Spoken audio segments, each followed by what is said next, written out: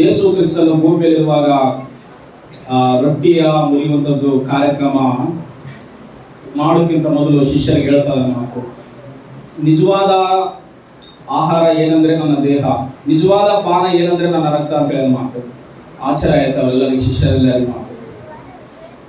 ಇದನ್ನ ಕರ್ತನ ಭೋಜನ ಅಂತೇಳಿ ನಾವು ಕರಿತೀವಿ. ರೊಟ್ಟಿ ಮುರಿಯುವುದು ಅಂತೇಳಿ ಕರೀತಾರೆ, ಪ್ರೀತಿಯ ಔತಣ ಅಂತೇಳಿ ಕರೀತಾರೆ, ರಾತ್ರಿ ಭೋಜನ ಸಂಸ್ಕಾರ ಅಂತ ಹೇಳ್ತಾರೆ ಮಾತು, ಕರ್ತನ ಪಂಕ್ತಿ ಅಂತ ಹೇಳ್ತಾರೆ ಕರೀತಾರೆ ಮಾತು ಬೈಬಲ್ನಲ್ಲಿ. ಇಸ್ರೇಲರಿಗೆ ಮುಖ್ಯವಾಗಿ 7 ಹಬ್ಬಗಳಿದಾವ ಮಾತು. ಐಗುಪ್ತ ದೇಶದಿಂದ ಬಿಟ್ಟು ಬರುವಾಗ ಅವರು ಮೊದಲನೇ ಹಬ್ಬ ಪಸ್ಕ ಹಬ್ಬ ಮಾಡಿದ್ರು. ಆಮೇಲೆ ಎರಡನೇದು ಅವರು ಬೆಳೆ ಬೆಳೆದಾಗ ವರ್ಣಶಾಲೆಗಳ ಹಬ್ಬ ಮಾಡಿದ್ರು. ಆಮೇಲೆ ಪಂಚಶತಮ ಹಬ್ಬ ಮಾಡಿದ್ರು. ಎಸ್ತೇರ್ ಗ್ರಂಥದಲ್ಲಿ ಪೂರ್ಣಿಮಾ ಅನ್ನುವಂಥದ್ದು ಹಬ್ಬ ಮಾಡಿದ್ರು. ನಾವು ಯೇಸು ಸ್ವಾಮಿ ಗರಿಗಳು ಹಿಡ್ಕೊಂಡು ಬರುವಾಗ ಅಲ್ಲಿ ಒಂದು ಹಬ್ಬ ಮಾಡೋದು, ಯೆರೂಸಲೇಮಿನ ಜಾತ್ರೆ ಐತೆ ಅಂತ ಹೇಳ್ತಾರೆ ಮಾತು. 7 ಹಬ್ಬಗಳಲ್ಲಿ 3 ಹಬ್ಬ ಮುಖ್ಯವಾದದ್ದು ಮಾತು. ಈ ಕರ್ತನ ಭೋಜನ ಅನ್ನುವಂಥದ್ದು ಪಸ್ಕ ಹಬ್ಬ ಮಾತು. ಕರ್ತನ ಭೋಜನ ಅನ್ನುವಂಥದ್ದು ಏನಿದು? ಪಸ್ಕ ಹಬ್ಬ ಮಾತು. ಪಸ್ಕ ಅಂದ್ರೇನು? ಒಂದು ಕುರಿ ಕೊಯ್ಯಲ್ಪಡ್ತದ ಮಾತು. ಒಂದು ಕುರಿ ಕೊಯ್ಯಲ್ಪಟ್ಟ ಕೂಡಲೇ ಇಸ್ರಾಯೇಲರು ಐಗುಪ್ತ ದೇಶದಲ್ಲಿರುವಾಗ ಆ ರಕ್ತವನ್ನು ತಗೊಂಡು ತಮ್ಮ ನಿಲುವು ಬಾಗಿಲಿಗೆ ಹಚ್ಕೊಂಡಾಗ ಮರಣ ದೂತನು ಮನೆಯಲ್ಲಿ ಸಂಭವಿಸಿದ ಮಾತು. ಇಸ್ರಾಯೇಲನ್ನ ಬಾಧಿಸ್ತಾ ಇರುವ ಸಮಯದಲ್ಲಿ ಮೋಶೆ 9 ಅದ್ಭುತಗಳನ್ನು ಮಾಡಿದ್ರು. ಫರೋಹನ ಮಾತು ಕೇಳಲಾದ ಸಮಯದಲ್ಲಿ ಕೊನೆ ಮಾಡಿದ್ದು ಕಾರ್ಯ ಏನಂತಂದ್ರೆ ಐಗುಪ್ತ ದೇಶದ ಸ್ವಚ್ಛಲ ಮಕ್ಕಳ ದಿನ ತಿಳ್ಕೊಂಡು ಹೋಗ್ತಾರೆ ಮಾತು. ಈ ರಕ್ತ ಹಚ್ಚಲಾದಕ್ಕೋಸ್ಕರ ಯಾರ ಮನೆಯಲ್ಲಿ ರಕ್ತ ಹಚ್ಚಲ್ಪಟ್ಟಿದ್ದೋ, ಯಾರ ನಿಲುವು ಭಾಗಗಳಿಗೆ, ಅವ್ರ ಮನೆಯಲ್ಲಿ ಸ್ವಚ್ಛ ಮಕ್ಕಳಿಗೆ ಆಗಲಿ ಯಾರಿಗೆ ಆಗಲಿ ಕೇಳಾಗಲಾದಂಗೆ ದೇವರು ಕಾಪಾಡಿದಂತ ಬೈಬಲ್ ಹೇಳ್ತಾರೆ ಮಾತು. ಈ ಕರ್ತನ ಭೋಜನ ಅಂತೇಳಿ ಸೇರುವುದು ಅಂತಂದ್ರೆ ಒಂದು ಕುರಿ ಆ ದಿನ ಕೊಯ್ಯಲ್ಪಡಬೇಕು ಮಾತು. ಕುರಿ ಕೊಯ್ಯಲ್ಪಟ್ಟಾಗ ಅದರ ಮಾಂಸವೆಲ್ಲ ಅವರು ಸುಟ್ಟುಕೊಂಡು ತಿನ್ಬೇಕು, ಕೈ ಪಲ್ಯಗಳ ಸಂಗಡ ಅಂತ ಹೇಳ್ತಾರೆ ಮಾತು ಬೈಬಲ್. ಯಾವ ರೀತಿ ಕುರಿ ಕೊಯ್ಯಲ್ಪಡ್ತೋ ಇಸ್ರಾಯೇಲ್ ಜನರನ್ನ ಬಿಡುಗಡೆ ಮಾಡ್ಲಿಕ್ಕಾಗಿ ಐಗುಪ್ತ ದೇಶದಲ್ಲಿ, ಅದೇ ರೀತಿಯಾಗಿ ಇವರು ಯೆರೂಸಲೇಮಿಗೆ ಅಂದ್ರೆ ಇಸ್ರಾಯೇಲ್ ದೇಶಕ್ಕೆ ಬಂದಾಗ ಇದನ್ನ ಆಚರಿಸ್ತಾ ಇದ್ರು ಮಾತು. ಪ್ರತಿ ವರ್ಷ ಆಚರಿಸ್ತಾ ಇದ್ರು. ಎಲ್ಲಿಯವರೆಗೆ ಆಚರಿಸ್ತಾ ಇದ್ರು ಅಂದ್ರೆ ಯೇಸು ಕ್ರಿಸ್ತನು ಬರುವ ತನಕ ಆಚರಿಸ್ತಾ ಇದ್ರು. ಯೇಸು ಕ್ರಿಸ್ತನು ಶಿಲುಬೆ ಮೇಲೆ ಸಾಯ ತನಕ ಆಚರಿಸಿದ್ರು ಮಾತು. ಆಮೇಲೆ ಇಲ್ಲ. ಹಲ್ಲೆಲೂಯಾ. ಆಮೇಲೆ ಇಸ್ರಾಯೇಲ್ ಮಾಡ್ಕೊಳ್ತಾ ಇರ್ತಾರೆ ಮಾತು. ಅವಾಗ ಕೆಲವು ಹಬ್ಬಗಳು ಮಾಡ್ತಾ ಇರ್ತಾರೆ ಮಾತು. ಎದಕ್ಕಂದ್ರೆ ನಿಮ್ಮ ಇಸ್ರಾಯೇಲ್ ಜನರು ಮನ್ನ ತಿಂದುರುಡಾಗಿ ತಿಳ್ಕೊಂಡು ಹೋದ್ರು, ಆದ್ರೆ ನನ್ನ ಮಾಂಸವನ್ನು ತಿನ್ನುವವನು ಎಂದಿಗೂ ಸಾಯುವುದಿಲ್ಲ ಬರ್ತೀನಿ ಅಂತೇಳಿ ಯೇಸು ಹೇಳುವುದನ್ನು ನೋಡ್ತು ಮಾತು. ಆ ದಿನ ಕುರಿಯ ಒಂದು ಮಾಂಸ, ಕುರಿಯ ರಕ್ತವೇ ಅವರ ಕಾಪಾಡಿತು. ನಿಜವಾದ ಆಹಾರ ಏನಂತಂದ್ರೆ ಯೇಸುವಿನ ದೇಹವೇ ನಿಜವಾದ ಆಹಾರ, ಯೇಸುವಿನ ರಕ್ತವೇ ನಿಜವಾದ ಪಾನ ಮಾತು. ಇವತ್ತು ನಾವು ಅದನ್ನ ಮಾಡ್ಲಿಕ್ಕೆ ಇದ್ದೇವೆ, ಹೌದಲ್ವಾ? ದೀಕ್ಷಾಸ್ನಾನ ತೆಗೆದುಕೊಂಡವ್ರು ಎಲ್ಲರೂ ಎದ್ರಲ್ಲಿ ಕೈ ಹಾಕ್ತಿವಿ ಅಂತ ಹೇಳ್ರಿ, ಎಲ್ಲರೂ ಹೇಳ್ರಿ. ದೀಕ್ಷಾಸ್ನಾನ ಆರ್ಡರ್ಲ್ಲ ಬಾಯ್ತಿರೋದು ಹೇಳ್ರಿ. ಪುರುಷನ್ ಫಸ್ಟ್ ಹೇಳ್ರಿ, ಎದ್ರಲ್ಲಿ ಕೈ ಹಾಕ್ರಿ, ನೀವ್ ಹೇಳ್ರಿ. ಅಂದ್ರೆ ಅರ್ಥ ಏನು? ಕರ್ತನ ಭೋಜನ ಅಂದ್ರೆ ಅರ್ಥ ಏನು? ಯೇಸು ಸ್ವಾಮಿ 1-2 ಸೇರ್ ಅನ್ನ ಮಾಡಿ 1-3 ಸೇರ್ ತೊಗೆ ಮಾಡಿ ಇಟ್ಬಿಟ್ಟನ, ನೀವು ಉಂಡು ಹೋಗ್ರಿ, ಮತ್ತೆ ಬರ್ರಿ, ಮತ್ತೆ ತಿಂಗಳು ಒಂದ್ಸರಿ ಮತ್ತೆ ಬಂದು ತಗೊಂಡಲ್ಲ. ಯೇಸುವಿನ ದೇಹವೇ ತುಂಡು ತುಂಡು ಮಾಡಿ, ಯೇಸುವಿನ ತುಂಡು ಮಾಡುವ ರಕ್ತ ಒಂದು ಭಾಗ ಮಾಡಿ, ಒಂದು ಪಾತ್ರೆಯ ರಕ್ತ, ಒಂದು ಪಾತ್ರೆಯಲ್ಲಿ ಆತನ ಮಾಂಸ ತಿಂದು ಮಾತಾಡ್ತಾರೆ. ಅರ್ಥದಲ್ಲಿ ಹೇಳುದು ಸಾರಿ ಅಂದ್ರೆ ಆತನ ದೇಹದ ಮಾಂಸವನ್ನು ನಾವ್ ಏನ್ ಮಾಡ್ತಾ ಇದೀವಿ? ತಿಂತೀವಿ ಅಂತ ಅರ್ಥ. ಕರ್ತನ ಭೋಜನ ಅಂತಂದ್ರೆ ಅರ್ಥ ಏನು? ನೀವು ಓದಿರೋ ಭಾಗದಲ್ಲ, ಓದು ಮತ್ತೊಂದ್ಸಲ ಓದಿರೋ, ಒಬ್ಬರೇ ಓದುವ ಸಾಕು, ಒಬ್ಬರೇ ಓದ್ರಿ.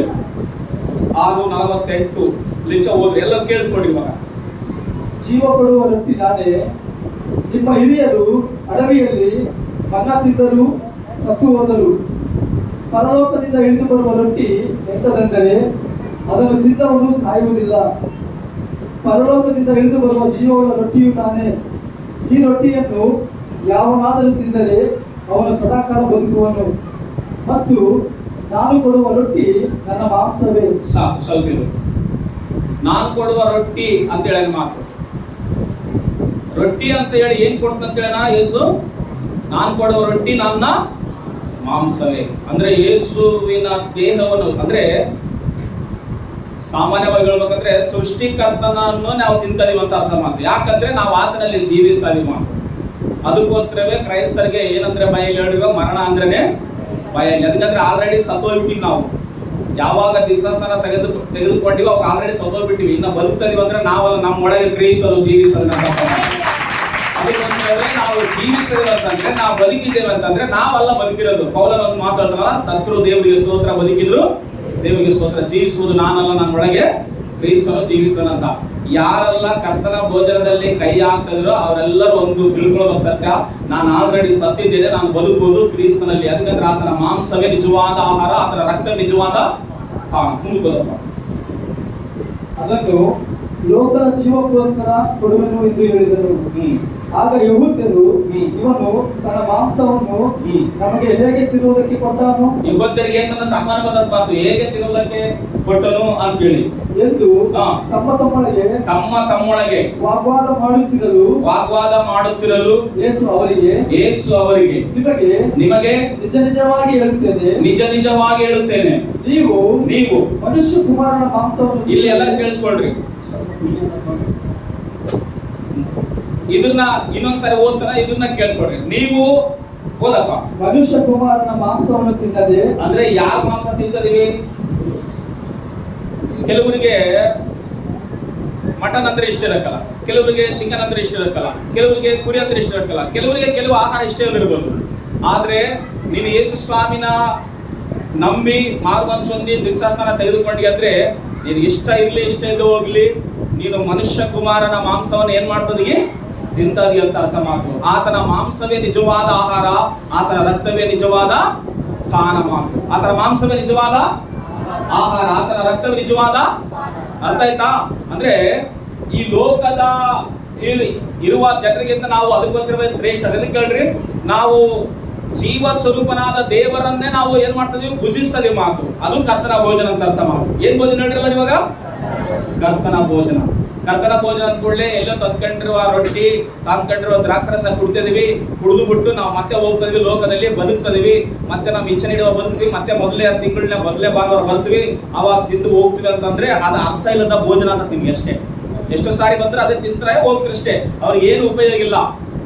ಆದ್ರೆ ಯಾರು ನಿಜವಾಗ್ಲೂ ಇದು ಯೇಸು ಕ್ರಿಸ್ತನ ದೇಹ, ಯೇಸು ಕ್ರಿಸ್ತನ ರಕ್ತ ಅಂತೇಳಿ ಯಾರು ಮನಸ್ಸಿಟ್ಟು ನಂಬಿಕೆ ಇಟ್ಟು ಪವಿತ್ರವಾದ ಮನಸ್ಸಿನಿಂದ ತಗೊಂಡು ತಿಂತಾರೋ ಅವರಲ್ಲಿ ಜೀವ ಇರ್ತದ ಅಂತ ಹೇಳಿ ಮಾತು. ಅವರಲ್ಲಿ ಏನಿರ್ತದ? ಜೀವ ಇರ್ತದ ಅಂತ ಹೇಳಿ ಮಾತು. ಅದು ಇಸ್ರಾಯೇಲರು 40 ವರ್ಷ ಮನ್ನಾ ತಿಂದ್ರು ಸತ್ತು ಹೋದ್ರು ಅಂತ ಅರ್ಥ ಗೊತ್ತಾ? ಸತ್ತು ಹೋದ್ರು ಅಂತ ಯಾಕೆ ಬರ್ತದೆ ಗೊತ್ತಾ? ಅಂದ್ರೆ ನಾವು ಸಾಯಕ್ಲಂತಲ್ಲ, ನಾವು ಸಾಯ್ತೀವಿ, ಆದ್ರೆ ಅವರು ಕೂಡ ಸತ್ರು. ಹೆಂಗೆ ಸತ್ರು ಗೊತ್ತಾ? ಕಾನಾನ್ ದೇಶಕ್ಕೆ ಹೋಗ್ಲಾರ್ದೆ ಸತ್ರು. ಅಂದ್ರೆ ಅರ್ಥ ಏನು? ಪರಲೋಕಕ್ಕೆ ಹೋಗ್ಲಿಲ್ಲ ಅಂತ ಅರ್ಥ. ನಾವು ಒಳಗೆ ಸಾಯ್ತೀವಿ ಅಂದ್ರೆ ದೇಹದಿಂದ ಸಾಯ್ತೀವಿ, ಆತ್ಮದಿಂದ ನಾವು ಪರಲೋಕಕ್ಕೆ ಹೋಗ್ತೀವಿ ಅಂತ ಅರ್ಥ ಮಾತು. ಹಲ್ಲೆಲೂಯಾ. ಮುಂದಕ್ಕೆ ಹೋದು, ಅವನ ರಕ್ತವನ್ನು ಕುಡಿಯದೆ ಹೋದರೆ ಏನಂತೆ? ಅವನ ರಕ್ತವನ್ನು ಕುಡಿಯದೆ ಹೋದ್ರೆ ನಿಮ್ಮೊಳಗೆ ಜೀವವಿಲ್ಲ. ನಿಮ್ಮೊಳಗೆ ಏನಿಲ್ಲ? ಜೀವವಿಲ್ಲ. ಆತನ ಮಾಂಸವೇ ನಿಜವಾದ ಆಹಾರ, ಆತನ ರಕ್ತವೇ ನಿಜವಾದ ಕರ್ತನ ಭೋಜನ ಅಂತ ನಾವು ಹೇಳ್ತೀವಿ. ರೊಟ್ಟಿ ಮುರಿಯುವುದು ಅಂತ ಹೇಳ್ತು ಮಾತು. ಅಪೊಸ್ತಲ ಕಾರ್ಯಗಳು 2:42 ಹೋದ್ರೆ ರೊಟ್ಟಿ ಮುರಿಯುವುದು ಅಂತ ಅಲ್ಲಿ ಬರೆದ ಮಾತು. ರೊಟ್ಟಿ ಮುರಿಯುವುದು ಅಪೊಸ್ತಲ ಕಾರ್ಯಗಳು 2:42 ಹೋದಪ್ಪ. ಇವರು ಅಪೊಸ್ತಲರ ಬೋಧನೆಯನ್ನು ಕೇಳುವುದರಲ್ಲಿಯೂ ಸಹೋದರರ ಅನುಮತಿಯಲ್ಲಿಯೂ ರೊಟ್ಟಿ ಮುರಿಯುವುದರಲ್ಲಿಯೂ ಪ್ರಾರ್ಥನೆಗಳಲ್ಲಿಯೂ ನಿರತರಾಗಿದ್ದರು. ಏನ್ ಮುರಿಯುವುದರಲ್ಲಿ? ಅವರು ರೊಟ್ಟಿ ಮುರಿಯುವುದರಲ್ಲಿ ಅವರು ನಿರತರಾಗಿದ್ರಂತೆ. ಅಂದ್ರೆ ನಾವಾದ್ರೂ ತಿಂಗಳಿಗೆ ಒಂದ್ಸಾರಿ ಕೊಡ್ತೀವಿ, ಕೆಲವು ಸಭೆಗಳಲ್ಲಿ ಪ್ರತಿ ವಾರ ಕೊಡ್ತಾರೆ, ಕೆಲವರು ಹೇಳ್ತಾರೆ ಪ್ರತಿ ವಾರ ಅಲ್ಲ, ಒಂದು ತಿಂಗಳಿಗೆ ಒಂದ್ಸಾರಿ ಅಲ್ಲ, ಕೆಲವು ತಲ್ಲಿ ವರ್ಷಕ್ಕೆ ಒಂದ್ಸಾರಿ ಕೊಡ್ತಾರಂತೆ. ಆದ್ರೆ ಕೆಲವು ಸಾರಿ ಗುಡ್ ಫ್ರೈಡೆಗೆ ಒಂದ್ಸಾರಿ, ಇಲ್ಲ ಕ್ರಿಸ್ಮಸ್ಗೆ ಒಂದ್ಸಾರಿ ಕೊಡ್ತಾರಂತೆ. ಆದ್ರೆ ಬೈಬಲ್ ಹೇಳ್ತದೆ ಒಂದು ವರ್ಷಕ್ಕೆ ಒಂದ್ಸಾರಿ, ಒಂದು ತಿಂಗಳಿಗೆ ಒಂದ್ಸಾರಿ, ಗುಡ್ ಫ್ರೈಡೆಗೆ ಒಂದ್ಸಾರಿ ಅಲ್ಲ. ಬೈಬಲ್ ನಲ್ಲಿ ಅವ್ರು ಮಾಡಿದ್ದು ಹೆಂಗ್ ಹೇಳ್ರಿ? ಬೈಬಲ್ ನಲ್ಲಿ ಹೆಂಗ್ ಮಾಡ್ಯಾರ ಅವರು? ಅಪೊಸ್ತಲರು ಹೆಂಗ್ ಮಾಡ್ಯಾರಪ್ಪ? ಪ್ರತಿ ದಿನ ಓದಾರಂತೆ. ಹಲ್ಲೆಲೂಯಾ ಸಾರಿ. ಅಂದ್ರೆ ದಿನಾಲಿ ಪ್ರಾರ್ಥನೆ ಎಲ್ಲಿ ಕೂಡ್ತಾರೋ ಅಲ್ಲಿ ಪ್ರಾರ್ಥನೆ ಮಾಡೋದು, ಒಂದು ರೊಟ್ಟಿ ತಗೊಂಬರೋದು, ಮುರಿಯೋದು, ಇದು ಆತನ ಮಾಂಸ, ಒಂದು ಸ್ವಲ್ಪ ದ್ರಾಕ್ಷರಸ ತಾಂಬೋದು, ಇದು ಆತನ ರಕ್ತ ಅಂತೇಳಿ ದಿನಾಲು ಅವರು ತಿಂದು ಅವ್ರು ಕುಡಿಯುವಾಗ ದಿನಾಲು ಭಯ ಪಡ್ತಾ ಇದ್ರಂತೆ. ಅಯ್ಯೋ ಆತನ ಮಾಂಸ ತಿಂತದೀವಿ, ಆತನ ರಕ್ತ ಕುಡಿತಿದೀವಿ, ಆತನ ದೇಹಕ್ಕೆ ದ್ರೋಹ ನಾವು ಮಾಡಬಾರ್ದು, ನಾವು ಭಯಭಕ್ತಿಯಿಂದ ಬದುಕಬೇಕು ಅಂತೇಳಿ ಬದುಕ್ತಾ ಇದ್ರಂತೆ. ಅದಕ್ಕೋಸ್ಕರವೇ ಅವರ ಕಾಲದಲ್ಲಿ ಆ ರೀತಿಯ ದೇವರು ಅವರನ್ನ ನಡೆಸೇನೆ ಅವರೆಲ್ಲರ ಸಾಕ್ಷಿಗಳಾಗಿ ಈ ಲೋಕದಲ್ಲಿ ಮರಣ ಹೊಂದಿದ್ದಾರೆ. ಓಕೆ, ಯೂದ ಬರೆದ ಪತ್ರಿಕೆಯಲ್ಲಿ 1:12 ಓದ್ರಿ. ಪ್ರೀತಿಯ ಭೋಜನ ಅಂತೇಳಿ ಬರೆಯಲ್ಪಟ್ಟದಲ್ಲಿ ಯೂದ ಬರೆದ ಪತ್ರಿಕೆ 12ನೇ ವಚನ ಓದ್ರಿ. ಯೂದದಲ್ಲಿ ಒಂದೇ ಅಧ್ಯಾಯ ಇರ್ತದೆ, 12ನೇ ವಚನ ಓದ್ರಿ.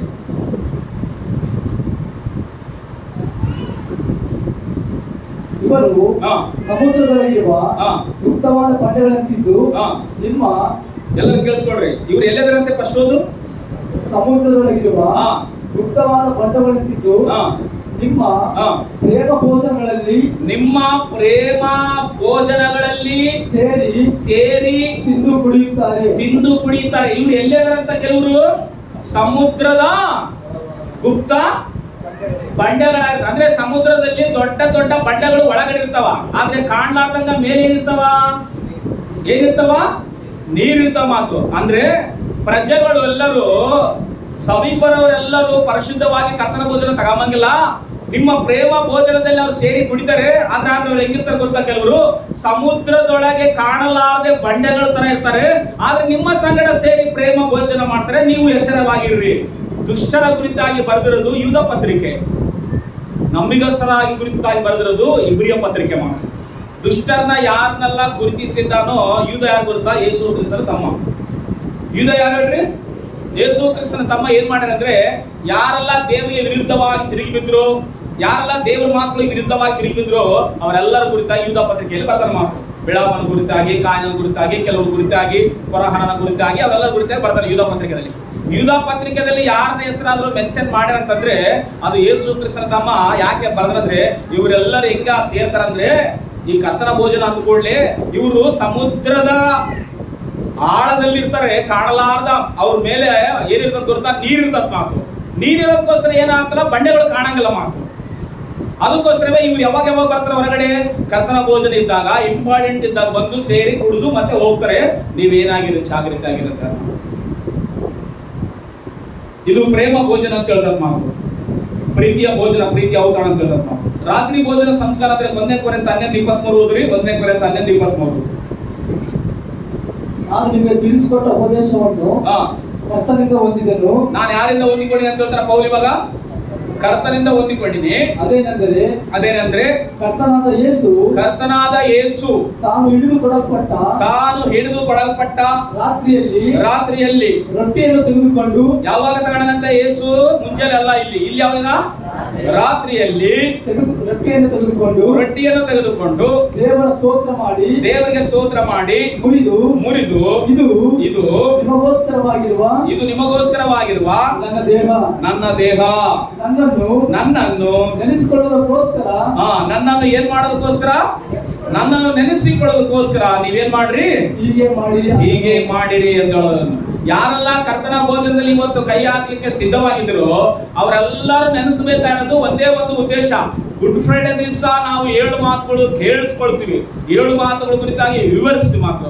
ಆದ್ರೆ ಗುಡ್ ಫ್ರೈಡೆ ದಿವಸ ಮಾತ್ರ ಅಲ್ಲ, ನಿನ್ನ ಕರ್ತನ ಭೋಜನದಲ್ಲಿ ಕೈ ಹಾಕುವ ಪ್ರತಿ ಸಾರಿ ನೆನೆಸ್ಕೊಳ್ಬೇಕಾದ್ರೆ ಯಾರು ಗೊತ್ತಾ? ಯೇಸು ಕ್ರಿಸ್ತನ ಶಿಲುಬೆಯ ಮರಣವನ್ನು ನೆನೆಸ್ಕೊಳ್ಬೇಕಂತೆ. ಗಟ್ಟಿಯಾಗಿ ಎಲ್ಲರೂ ಸಾರಿ ಯಾರು ನೆನೆಸ್ಕೊಂಡು ಕೈ ಹಾಕ್ಬೇಕಂತೆ? ಯೇಸು ಕ್ರಿಸ್ತನ ಮರಣ, ಯೇಸು ಕ್ರಿಸ್ತನ ಬಾಧೆ, ಯೇಸು ಕ್ರಿಸ್ತನ ವೇದನೆ, ಯೇಸು ಕ್ರಿಸ್ತನ ಮುಖದ ಮೇಲಿರುವಂತ ಆ ಮುಖದ ಮೇಲೆ ಉಗುಳಿರುವ ಅನೇಕರ ಜೊಲ್ಲು, ಮುಖದ ಮೇಲೆ ಉಗುಳಿರುವ ಅನೇಕರ ಉಗುಳು, ಮುಖದ ಮೇಲೆ ಗುದ್ದಿರುವ ಅನೇಕ ಬಾಸುಂಡೆಗಳು, ಆತನ ತಲೆ ಮೇಲಿರುವ ಮುಳ್ಳಿನ ಕಿರೀಟ, ಆತನ ಕೈಗಳಲ್ಲಿ ಬಡಿದಿರುವ ಆ ಮಳೆಗಳು, ಆ ರಕ್ತವು ಸುರಿತಾ ಇರುವಾಗ ಆತನು ವೇದನೆ ಪಡುತ್ತಾ ಇರುವ ಸಮಯವನ್ನು ಕರ್ತನ ಭೋಜನದಲ್ಲಿ ನೆನೆಸಿಕೊಂಡು ನೀನು ತಿಂತಾ ಇದ್ರೆ ಅದು ನಿನ್ನ ಕೈಯಲ್ಲಿರುವ ರೊಟ್ಟಿ ಆತನ ಮಾಂಸವಾಗಿ ಮಾರ್ಪಡುತ್ತಂತೆ. ಆತನ ಆ ದ್ರಾಕ್ಷರಸ ನಿನ್ನ ಕೈಯಲ್ಲಿ ಹಿಡ್ಕೊಂಡು ಆತನ ಮರಣವನ್ನು ನೆನೆಸ್ಕೊಂಡ್ರೆ ಆ ರಕ್ತವಾಗಿ ಮಾರ್ಪಡದಂತೆ. ಯಾಕೆ? ಎಣ್ಣೆ ಹಚ್ಚಿ ಪ್ರಾರ್ಥನೆ ಮಾಡ್ರಿ ರೋಗಿಗಳಿಗೆ ಅಂತ ಮಾತು. ಯಾಕೆ ಗೊತ್ತಾ? ಸಾದೃಶ್ಯವಾಗಿ ಕಾನಾನ್ ಊರಿನಲ್ಲಿ ಮದುವೆ ಮನೆಯಲ್ಲಿ ಏನಾಗೇ ಇತ್ತು? ಲೊಟ್ಟಾಗೆ ಇತ್ತು. ಏನಾಗೇ ಇತ್ತು? ದ್ರಾಕ್ಷರಸ ಹಾಗೆ ಇತ್ತು. ದ್ರಾಕ್ಷರಸ ಆಗಿ ಹೋದಾಗ ಮತ್ತೆ ದ್ರಾಕ್ಷರಸ ತಯಾರು ಮಾಡ್ಬೇಕಂದ್ರೆ ಎಷ್ಟು ತಿಂಗಳು ಬೇಕು ಗೊತ್ತಾ? ಪ್ಯೂರ್ ದ್ರಾಕ್ಷರಸ ಮಾಡ್ಬೇಕಂದ್ರೆ ಕನಿಷ್ಠ ಅಂದ್ರೆ 6 ತಿಂಗಳು ಬೇಕಂತೆ. ಇವಾಗ ದ್ರಾಕ್ಷರಸ ಮದುವೆ ಮನೆಯಲ್ಲಿ ಮುಗಿದೋಗೈತೆ. ದ್ರಾಕ್ಷರಸ ತರಬೇಕು ಅಂದ್ರೆ ಕೊಂಡ್ಕೊಂಡು ಬರ್ಬೇಕಂದ್ರೆ ಅವ್ರಿಗೆ ಹಣ ಬೇಕು, ಇಲ್ಲ ಮಾಡ್ಬೇಕಂದ್ರೆ 6 ತಿಂಗಳು ಬೇಕು. ಯಾವುದೂ ಮಾಡ್ಲಾರ್ದಂಗೆ ನೀರನ್ನೇ ದ್ರಾಕ್ಷರಸವಾಗಿ ಮಾರ್ಪಟ್ಟು ಮಾಡಿ ಆ ಮದುವೆಯಲ್ಲಿ ಆ ಮದುವೆಯನ್ನು ಘನವಾಗಿ ನಡೆಸಿನ. ಎದಕ್ಕೆ ಗೊತ್ತಾ? ಆ ನೀರನ್ನೇ ಏನಾಗಿ ಮಾಡ್ಯಾನ ದೇವರು?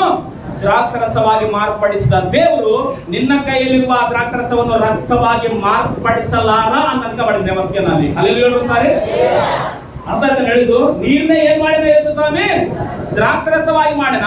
ನಿನ್ನ ಕೈಯಲ್ಲಿರುವ ದ್ರಾಕ್ಷರಸ ಯೇಸುವಿನ ರಕ್ತ ಅಂತ ಹೇಳಿ ನೀನು ಯಾವಾಗ ನಂಬಿಕೆಯಿಂದ ವಿಶ್ವಾಸದಿಂದ ಉಳಿದು ತಿಂತಿಗೋ ಅದು ಆತನ ದೇಹವಾಗಿ, ಆತನ ಮಾಂಸವಾಗಿ, ಆತನ ರಕ್ತವಾಗಿ ನಿನ್ನ ದೇಹದೊಳಗೆ ಸೇರುವಾಗ ನೀನು ಆತನ ಮಗನಾಗಿ, ನೀನು ಆತನ ಮಗಳಾಗಿ ಆತನಗೋಸ್ಕರ ಜೀವಿಸಲಿಕ್ಕೆ ನೀನು ಪ್ರಯತ್ನ ಮಾಡ್ತೇನೆ. ಹಲ್ಲೆಲೂಯಾ. ನೋಡ್ರಿ, ಕರ್ತನ ಭೋಜನದಲ್ಲಿ ಇರುವ ಕೆಲವು ಆಶೀರ್ವಾದಗಳ ಬಗ್ಗೆ ನಾನು ಕೆಲವು ಮಾತ್ರ ನಿಮಗೆ ಬೋಧಿಸಿದ ಮಾತು. ಯೇಸುವನ್ನು ನೀವೇನ್ ಮಾಡಿಕೊಳ್ರಿ? ನೆನಪು ಮಾಡಿಕೊಡ್ರಿ. ಅಲ್ಲ ನೋಡ್ರಿ, ಯಾರು ನೆನಪು ಮಾಡಿಕೊಳ್ಬೇಕು? ಯೇಸುವನ್ನು ನೆನಪು ಮಾಡಿಕೊಡ್ರಿ. 1ನೇ ಕೊರಿಂಥ 11ನೇ ಅಧ್ಯಾಯ 25ನೇ ವಚನ ಅದೊಂದು ಸಾರಿ ಒಂದು ಭಾಗ ಓದಿ ಸಾಕು. ಊಟವಾದ ಮೇಲೆ ಆತನು ಅದೇ ರೀತಿಯಾಗಿ ಪಾತ್ರೆಯನ್ನು ತೆಗೆದುಕೊಂಡು, ಈ ಪಾತ್ರೆಯು ನನ್ನ ರಕ್ತದಿಂದ ಸ್ಥಾಪಿತವಾಗುವ ಹೊಸ ಒಡಂಬಡಿಕೆಯನ್ನು ಸೂಚಿಸುತ್ತದೆ. ನೀವು ಇದರಲ್ಲಿ ಪಾನ ಮಾಡುವಾಗೆಲ್ಲ, ಎಲ್ಲರೂ ಗಮನ ಬಿಟ್ಟು ಕೇಳಿಸ್ಕೊಳ್ಳಿ, ನೀವು ಇದರಲ್ಲಿ ಪಾನ ಮಾಡುವಾಗೆಲ್ಲ ನನ್ನನ್ನು ನೆನೆಸಿಕೊಳ್ಳೋದಕ್ಕೋಸ್ಕರ ಏನ್ ಮಾಡ್ರಿ? ಪಾನ ಮಾಡಿರಿ. ಈ ರೊಟ್ಟಿಯನ್ನು ತಿಂದು ಈ ಪಾತ್ರೆಯಲ್ಲಿ ಪಾನ ಮಾಡುವಷ್ಟು ಸಾರಿ ಏನ್ ಮಾಡ್ರಿ? ಇವಾಗ ಕರ್ತನ ಮರಣವನ್ನು, ಯಾರ ಮರಣ ನೆನೆಸ್ಕೊಳ್ಬೇಕಂತೆ? ಕರ್ತನ ಮರಣವನ್ನು ಏನ್ ಮಾಡ್ಬೇಕು? ಆತನು ಬರುವ ತನಕ ಪ್ರಸಿದ್ಧ ಪಡಿಸುತ್ತಾ ಇರ್ರಿ. ಅಂದ್ರೆ ನಾನು ಈ ಮಾಂಸವನ್ನು ಅಂದ್ರೆ ಈ ರೊಟ್ಟಿಯನ್ನು ತಿಂತಾ ಇದೀನಿ, ಈ ದ್ರಾಕ್ಷರಸವನ್ನು ಕುಡಿತಾ ಇದ್ದೀನಿ ಅಂತಂದ್ರೆ ಆತನ ಮಾಂಸ ತಿಂತಾ ಇದೀನಿ, ಆತನ ರಕ್ತ ಕುಡಿತಾ ಇದೀನಿ. ಅದಕ್ಕೋಸ್ಕರ ಆತ ಒಂದ್ ದಿವಸ ಬರ್ತಾನೆ. ಅಲ್ಲೇವರೆಗೆ ನಾನು ಬದುಕಿರ್ಬೇಕು. ನಾನು ಬದುಕಿರ್ಬೇಕಂದ್ರೆ ಈ ಲೋಕದ ಊಟ ತಿಂದ್ರೆ ಅಲ್ಲ ನಾನು ಬದುಕೋದು. ನಾನು ಆತ್ಮಿಕವಾಗಿ ಬದುಕಬೇಕಂದ್ರೆ ನಾನು ಕರ್ತನ ಭೋಜನದಲ್ಲಿ ನಾನು ಪರಿಶುದ್ಧವಾಗಿ ಕೈ ಹಾಕುವಾಗ ನನ್ನಲ್ಲಿರುವ ಜೀವ ಅಲ್ಲ, ಆತನಿರುವ ಜೀವ ನನ್ನ ಒಳಗೆ ಬಂದು ಸೇರ್ತದೆ. ಬೈಬಲ್ ಹೇಳ್ತದೆ, ರಕ್ತದಲ್ಲಿ ಏನೈತಂತೆ? ಎಲ್ಲರೂ ಜೋರ ಸಾರಿ. ಅದಕ್ಕೋಸ್ಕರವೇ ಕ್ರೈಸ್ತರು ರಕ್ತದಿಂದ ಕೂಡಿರುವ ಮಾಂಸವಾಗ್ಲಿ, ಕೊಬ್ಬಿನಿಂದ ಕೂಡಿರುವ ಮಾಂಸವಾಗ್ಲಿ ತಿನ್ನಬಾರ್ದು ಅಂತ ಬೈಬಲ್ ಬರೆದ ಯಾಜಕ ಕಾಂಡದಲ್ಲಿ, ವಿಮೋಚನ ಕಾಂಡದಲ್ಲಿ. ರಕ್ತ ತಿನ್ನಬಾರ್ದು, ರಕ್ತ ಕುಡಿಬಾರ್ದು. ಬೈಬಲ್ ಹೇಳ್ತದೆ ರಕ್ತದಲ್ಲಿ ಜೀವ ಇದೆ. ಸೈಂಟಿಸ್ಟ್, ಡಾಕ್ಟರ್ಸ್ ಅಸಲಿ ಮನುಷ್ಯನಿಗೆ ಜೀವ ಇದೆ ಅಂತೇಳಿ ಬಹಳ ಸಾರಿ ಕನ್ಫ್ಯೂಸ್ ಆಗೈತಂತೆ. ಯಾರು ಹೇಳಿದ್ರಂತೆ ಜೀವ ಗೊತ್ತಂತ ಜ್ವಾಳದ ಕಾಳು ಕೊಟ್ಟ ಓದಿದ್ರಂತೆ ಯಾರು. ಮತ್ತೆ ಆತನ ಕೂತ್ಕೊಂಡಿದ್ರು, ಇವ್ರೇನ್ ಓದಿದ್ರು ನನಗೆ ಗೊತ್ತಿಲ್ಲ. ಆಗ್ಲಿ ಜೀವ ಎಲ್ಲೈತೆ? ಹಸಿರಿ ಮೆದುಳಿನಲ್ಲೈತ ಜೀವ? ಇಲ್ಲ, ಮೆದುಳು ಕೂಡ ಆಪರೇಷನ್ ಮಾಡ್ತಾರ.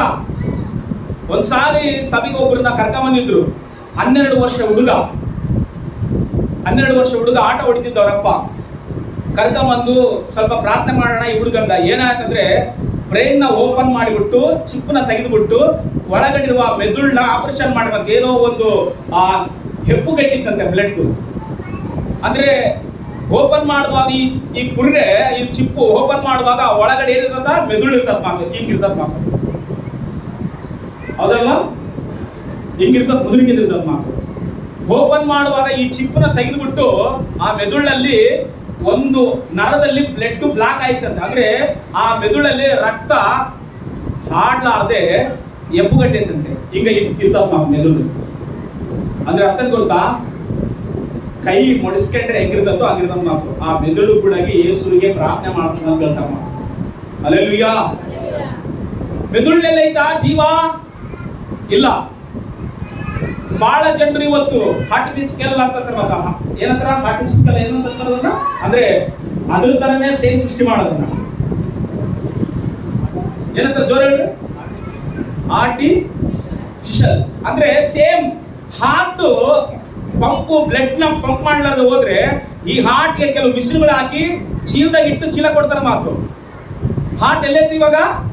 ಬ್ಯಾಗ್ನಾಗ ಇರ್ತಂತ. ನಾನು ನೋಡಿದ ನ್ಯೂಸ್, ನೀವು ಕೇಳಿರ್ಬೇಕಾರ. ಹಾರ್ಟ್ ಚೀಲ ಇರುತ್ತ.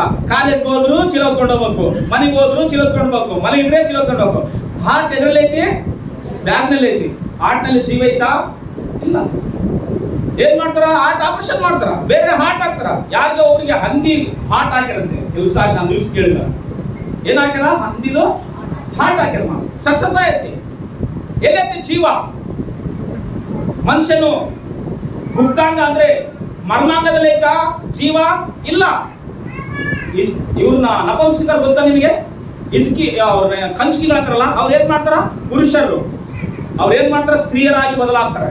ಅಂದ್ರೆ ಇಡೀ ಮಾನವನ ಪುರುಷನ ಶರೀರ ತೆಗೆದುಬಿಟ್ಟು ಆಪರೇಷನ್ ಮಾಡಿ ಸ್ತ್ರೀಯ ಒಂದು ಭಾಗವನ್ನು ಅಮರ್ಸರಂತೆ. ಎಲ್ಲೈತಿ ಜೀವ?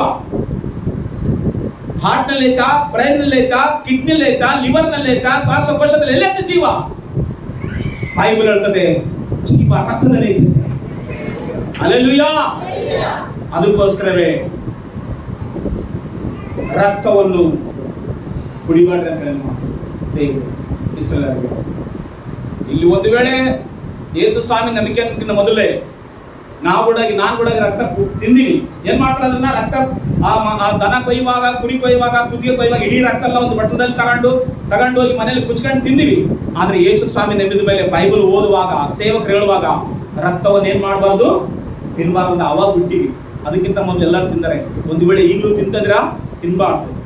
ಏನು ದೇವರು ತಿನ್ಬಾರ್ದು ಅಂತ ಬರ್ದಿಟ್ಟಿದ್ದಾನೋ, ಏನ್ ದೇವರು ತಿನ್ಬಾರ್ದು ಅಂತ ಹೇಳಿ ಆಜ್ಞೆ ಮಾಡ್ತಿದ್ದಾನೋ ಅದನ್ನ ಮಾಡಬಾರ್ದು. ಅದನ್ನ ಮಾಡಿದ್ರೆ ದೇವರಿಗೆ ವಿರುದ್ಧವಾಗಿ ಪಾಪ ಮಾಡಿದ್ರೆ ನಾವು ಅದಕ್ಕೋಸ್ಕರವೇ ಬೈಬಲ್ ಹೇಳ್ತಕ್ಕ ಮಾತು. ಎಲ್ಲೈತಿ ಜೀವ ಅಂದ್ರೆ ರಕ್ತದಲ್ಲಿ ಐತಿ ಮಾತು. ಬೈಬಲ್ ಹೇಳ್ತತೆ ಆ ರಕ್ತವು ಯಾರು ಗೊತ್ತಾ? ಆತನ ದ್ರಾಕ್ಷರ ರೂಪವಾಗಿ ನಾವು ತಗೊಳ್ತೀವಲ್ಲ, ಆ ದ್ರಾಕ್ಷರಸ ರೂಪವಾಗಿ ತೆಗೆದುಕೊಳ್ಳುವ ಆ ರಕ್ತವೇ ನಮಗೆ ಜೀವ ಅಂತ ಅರ್ಥ. ಹಲ್ಲೆಲೂಯಾ. ಆತನ ಮಾಂಸವೇ ನಿಜವಾದ ಆಹಾರ ಅಂತ ಮಾತು. ನೋಡ್ರಿ, ನನ್ನನ್ನು ನೆನೆಸಿಕೊಳ್ಳೋದಕ್ಕೋಸ್ಕರ ನೀವೇನ್ ಮಾಡ್ರಿ? ಇದನ್ನು ಮಾಡ್ರಿ. ಕರ್ತನ ಭೋಜನ ಮಾಡುವಾಗಲ್ಲ, ನೀನು ಕರ್ತನ ಭೋಜನದಲ್ಲಿ ಕೈ ಹಾಕುವ ಎಷ್ಟು ಸಾರಿ ಕೈ ಹಾಕ್ತದೆಯೋ ಅವಾಗೆಲ್ಲ ನೀನು ಏನ್ ಆಲೋಚನೆ ಮಾಡೋ ಗೊತ್ತಾ? ನನಗೋಸ್ಕರ ಯೇಸು ಕ್ರಿಸ್ತನು ರಕ್ತ ಸುರಿಸಿದ್ದಾನೆ, ನನಗೋಸ್ಕರ ಯೇಸು ದಂಡನೆಯನ್ನು ವಹಿಸಿಕೊಂಡಿದ್ದಾನೆ, ನನಗೋಸ್ಕರ ಆತನು ಗಾಯಗೊಂಡಿದ್ದಾನೆ, ನನಗೋಸ್ಕರ ಆತನು ಪ್ರಾಣ ಕೊಟ್ಟಿದ್ದಾನೆ, ನಾನು ಆತನಿಗೋಸ್ಕರ ಈ ಲೋಕದಲ್ಲಿ ಜೀವಿಸಬೇಕು ಅನ್ನುವ ಒಂದು ಭಾವನೆಯಿಂದ ಆತನ ಮರಣವನ್ನು ನೆನೆಸ್ತಾ ನಾವು ತಿನ್ಬೇಕಂತೆ. ಅವಾಗ ಅದು ಮಾಂಸವಾಗಿ ರಕ್ತವಾಗಿ ಮಾರ್ಪಡುತ್ತೆ. ಕರ್ತನನ್ನು ನೆನೆಸಿಕೊಳ್ಳೋದಕ್ಕೋಸ್ಕರ ನೀವೀಗೆ ಮಾಡ್ರಿ. ನೆನೆಸಿಕೊಳ್ಳೋದಕ್ಕೋಸ್ಕರ ಬೈಬಲ್ ಹೇಳ್ತದೆ, ನನ್ನ ಮನವೇ ಯೆಹೋವನನ್ನು ಕೊಂಡಾಡು, ನನ್ನ ಸರ್ವೇಂದ್ರಿಯಗಳು ಆತನ ಪವಿತ್ರ ನಾಮವನ್ನು ಕೀರ್ತಿಸಲಿ. ನನ್ನ ಮನವೇ ಯೆಹೋವನನ್ನು ಕೊಂಡಾಡು, ಆತನು ಮಾಡಿದ ಉಪಕಾರಗಳನ್ನು ಒಂದನ್ನು ಅದನ್ನ ಆತನ ನೆನೆಸ್ಕೊಳ್ಳಿ. ಇಲ್ಲಿ ಕರ್ತನ ಭೋಜನ ಮಾಡುವಾಗ ಕರ್ತನ ನೆನೆಸ್ಕೋ. ನೀನು ದೇವರನ್ನ ಸ್ತುತಿಸುವಾಗ ಆತನ ಮಾಡಿದ ಅದ್ಭುತಗಳನ್ನ ನೆನೆಸ್ಕೋ. ಅವಾಗ ನೀನು ದೇವರನ್ನ ಸ್ತುತಿಸ್ಕೊ. 103ನೇ ಕೀರ್ತನದಲ್ಲಿ ಒಂದ್ಸಾರಿ 2-3 ವಚನ ಓದ್ರಿ. 1-2-3 ವಚನ ಓದ್ರಿ. ಒಂದ್ಸಾರಿ 2ನೇ ವಚನ ಓದ್ರಿ. ಒಂದ್ಸಾರಿ. ನನ್ನ ಮನವೇ ಯೆಹೋವನನ್ನು ಕೊಂಡಾಡು, ಆತನ ಉಪಕಾರಗಳಲ್ಲಿ ಒಂದನ್ನು ಮರೆಯಬೇಡ. ಆತನು ನಿನ್ನ ಎಲ್ಲ ಅಪರಾಧಗಳನ್ನು ಏನ್ ಮಾಡ್ಯಾನ? ಕ್ಷಮಿಸುವವನು, ಸಮಸ್ತ ರೋಗಗಳನ್ನು ವಾಸಿ ಮಾಡುವವನು, ನಿನ್ನ ಜೀವವನ್ನು ನಾಶದಿಂದ ತಪ್ಪಿಸುವವನು. ಸಾಕು. ಇಲ್ಲಿ 2ನೇ ವಚನ ಮಾತು ಓದಕ್ಕೆ ಸಾಕು. 2ನೇ ವಚನ ಮಾತು ಓದು. ನನ್ನ ಮನವೇ ಯೆಹೋವನನ್ನು ಕೊಂಡಾಡು. ಎಲ್ಲರೂ ಕೇಳಿಸ್ಕೊಡ್ರಿ. ಆತನು ಉಪಕಾರಗಳಲ್ಲಿ ಒಂದನ್ನು ಮರೆಯಬೇಡ. ಅಂದ್ರೆ ಅರ್ಥೇನು? ಮರಿಬಾರ್ದಂದ್ರೆ ಅರ್ಥೇನು? ನೆನೆಸ್ಕೋ, ಜ್ಞಾಪಕ ಮಾಡಿಕೋ. ನಿನ್ನ ಜೀವಿತದಲ್ಲಿ 2024ನೇ ವರ್ಷದಲ್ಲಿ ಈ 4ನೇ ತಿಂಗಳು ಮೊದಲನೇ ಭಾನುವಾರದಲ್ಲಿ ತಕ್ಕನ ಬದುಕಿದಿ ಅಂದ್ರೆ ನಿನಗೆ ಎಷ್ಟೆಲ್ಲ ಉಪಕಾರ ಮಾಡ್ಯಾನೋ ಅದನ್ನ ನೆನೆಸ್ಕೋ. ಇವತ್ತು ಕೂತ್ಕೊಂಡು ಹಲ್ಲೆಲೂಯಾ, ಅದನ್ನ ಜ್ಞಾಪಕ ಮಾಡಿಕೋ. ಎದಕ್ಕಂದ್ರೆ ಕರ್ತನ ಭೋಜನದಲ್ಲಿ ನಾವು ಕೈ ಹಾಕುವಾಗ ಕರ್ತನ ಮರಣವನ್ನು ನೆನೆಸ್ಕೊಳ್ಬೇಕು. ನಾನು ಹೆಂಗ ಬದುಕಿದೀನಿ ಇಲ್ಲೇವರೆಗೆ ಅಂತಂದ್ರೆ ಆತನ ಮಾಡಿದ ಉಪಕಾರಗಳು ನೆನೆಸ್ಕೊಳ್ಬೇಕಂತೆ. ಚಪ್ಪಳ ತಗೋಣ. ಆತನ ಮಾಡಿದ ಉಪಕಾರಗಳನ್ನು ನೆನೆಸ್ಕೊಳ್ಬೇಕು. ನೆನೆಸ್ಕೊಳ್ಳಾಗ ಹೋದ್ರೆ ದೇವರನ್ನ ನಾವು ಸ್ತುತಿಸಲಾರವಂತೆ, ದೇವರನ್ನ ಕೊಂಡಾಡಲಾರೆವು, ದೇವರನ್ನ ಮಹಿಮೆ ಪಡಿಸಲಾರೆವು. ಎದಕ್ಕಂದ್ರೆ ನೀನು ಆತನ ನೆನೆಸ್ತಾ ಇರಬೇಕು. ನೀನು ಆತನನ್ನು ಕೊಂಡಾಡ್ಬೇಕಂದ್ರೆ ಆತನ ಜ್ಞಾಪಕ ಮಾಡ್ತಾ ಇರಬೇಕು. ಒಬ್ರು ಹೇಳ್ತಾ ಇದ್ರು, ಅವ್ರ ಟೀಚರ್ ಅಂಗನವಾಡಿ ಟೀಚರ್, ಒಂದು ದಿವಸಕ್ಕ ₹1,00,000 ಆಗತ್ತಂತೆ ಒಂದು ಫೀಸು ಅಂತದ್ರಲ್ಲಿ ಐಸ್ನಲ್ಲಿ ಇದಾಳ ಮಾತು.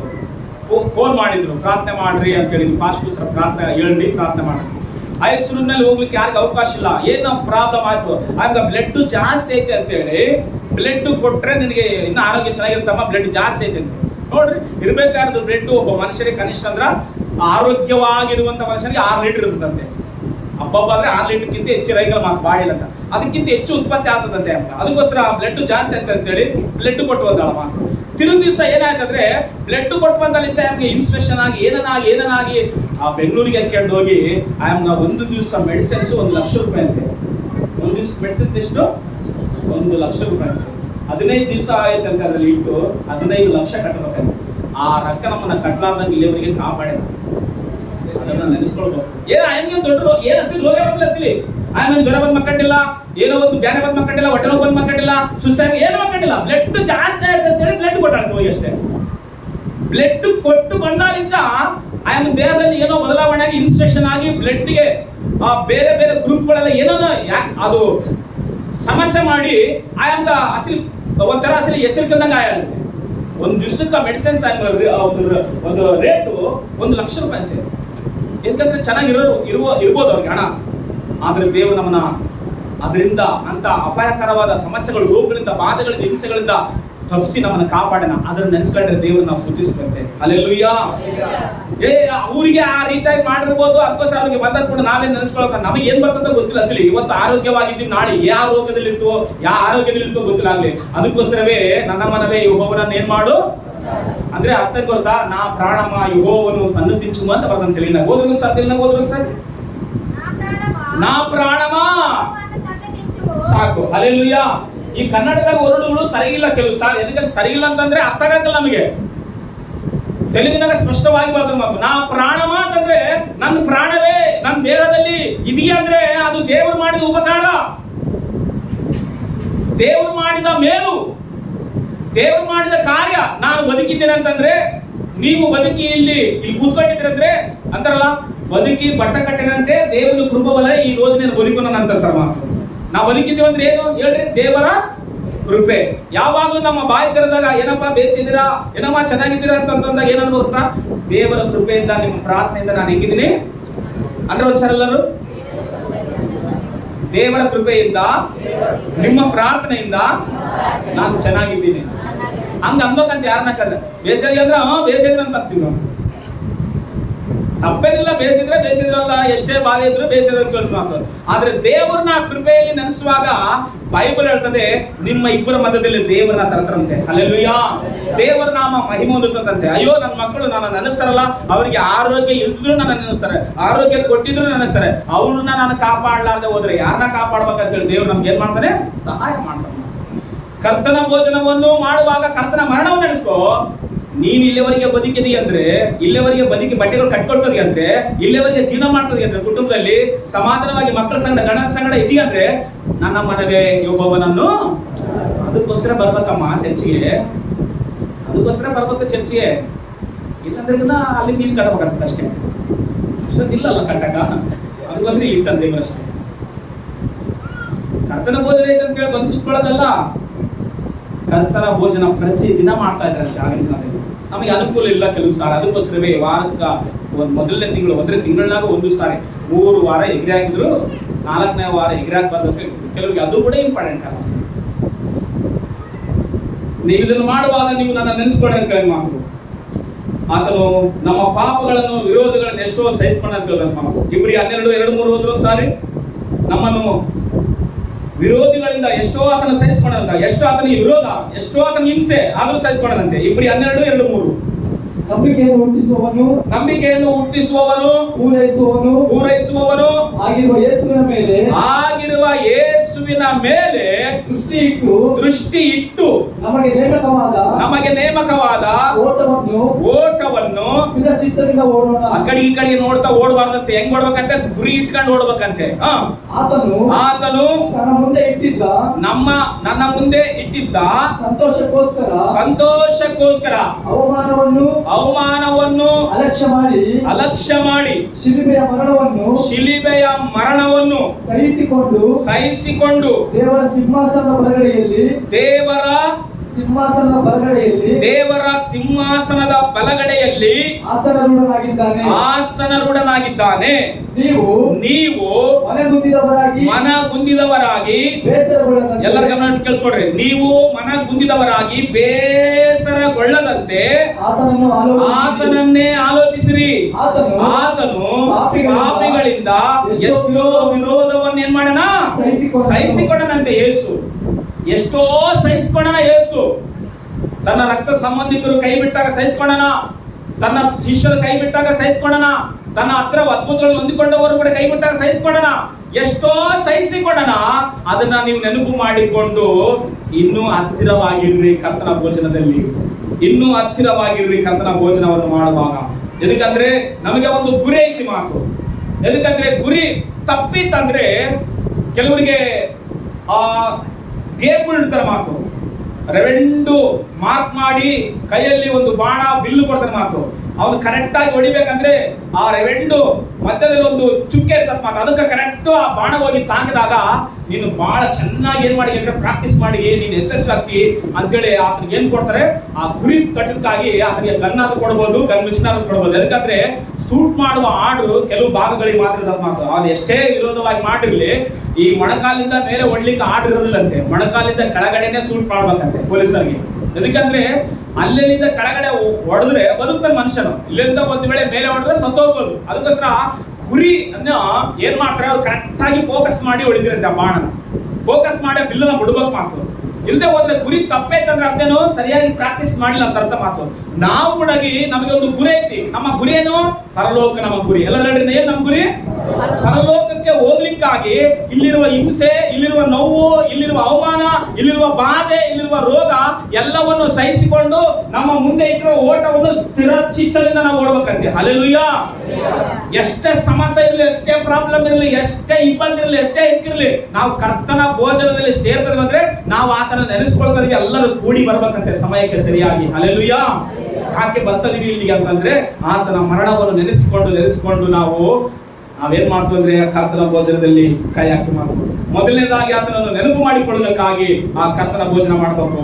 ಎರಡನೇದು ಒಡಂಬಡಿಕೆಯನ್ನು ನಾವು ನೆನಪು ಮಾಡಿಕೊಳ್ಬೇಕು. ಎಲ್ಲ ನೋಡ್ರಿ, ಏನು ಎರಡನೇದು?